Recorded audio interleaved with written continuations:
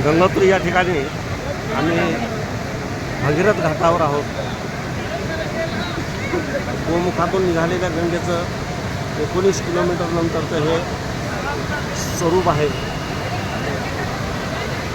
या ठिकाणी खूप मोठ्या प्रमाणावर भाविक जमा झालेले आहेत. ज्यांना शक्य आहे, ज्यांची शारीरिक क्षमता आहे, असे भाविक स्नान करतात. आम्ही फक्त आचमन करून तीर्थप्रोक्षण केलं आणि एका ब्राह्मणाद्वारा अभिषेक केलेला आहे. आणि आता या ठिकाणचं सर्व प्रेक्षणीय रमणीय जे दृश्य आहेत त्या दृश्यांचं छायाचित्रण करण्याच्या प्रयत्नात आहोत, जसं जमत तसं.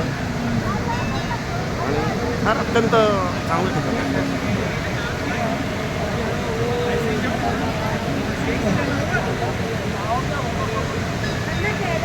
हा एक